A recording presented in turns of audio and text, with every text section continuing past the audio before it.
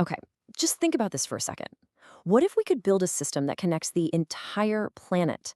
I'm not just talking about cities, but whole continents, with a single transit network that's unbelievably fast and, here's the kicker, completely sustainable. It's a huge idea, right? So let's really dig into this vision, one that's not just about connecting our world, but maybe even helping to heal it. So, what's this vision called? Well, it's being dubbed Hyperloop 2.0. Now, I know what you're thinking. You've probably heard of Hyperloop, but you need to put that aside for a moment because this isn't just about linking up a couple of nearby cities. This is a total reimagining of that concept on a truly planetary scale. So what is Hyperloop 2.0 when you get right down to it? Well, the official definition is a planet-spanning low-friction transportation system. But the two words you really got to focus on are ultra-sustainable. See, this isn't just a faster train. It's a complete rethink of how we do transit, built from the ground up with renewable energy and next-gen materials at its very core. Let's break that down a little. Planet spanning doesn't just mean, coast to coast. We're talking continent to continent. Think New York to Beijing in a matter of hours. Low friction, that's the secret sauce, right? That's the physics and engineering that lets you hit incredible speeds with shockingly little energy. And ultra-sustainable, well, that's the mission that ties the whole thing together, the idea that this system could actually be a net positive for the planet. All right, so first up, let's try to wrap our heads around the sheer scale of this idea, a truly planet-spanning network. This is where you have to kind of shift your whole perspective. Right now, our transit is regional, right? You take a train between cities, a plane between major hubs. The vision here is totally different. It's a single, seamless web that blankets the entire globe. Just imagine for a second what that does to our ideas of business, of culture, even what it means to be a global citizen. It changes everything.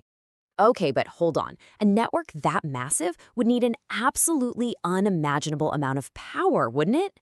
And that question leads us straight to its most critical piece, its ultra-sustainable core. This really shows you the massive shift in thinking. On one side, you've got conventional transit. It's all about burning fossil fuels to fight a constant battle against friction. But with the Hyperloop 2.0 vision, the script gets totally flipped.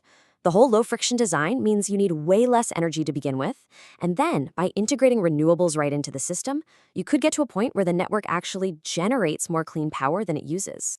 And this quote right here, it just nails the entire philosophy. This isn't about small, incremental improvements, making today's trains a little bit greener. No, this is about a complete and total reinvention. It's about pushing past the absolute limits of today's materials and energy grids to build something fundamentally new. Okay, so the vision it's incredible, absolutely. But let's get real for a minute. How in the world do we get from here to there? It's going to mean overcoming some truly monumental challenges. So let's look at the key breakthroughs that have to happen. First off, advanced materials. We're literally talking about inventing new materials that are lightweight, insanely strong, and can handle extreme speeds for thousands and thousands of miles without failing. Second, renewable power. And this isn't just about, plugging the system into the grid.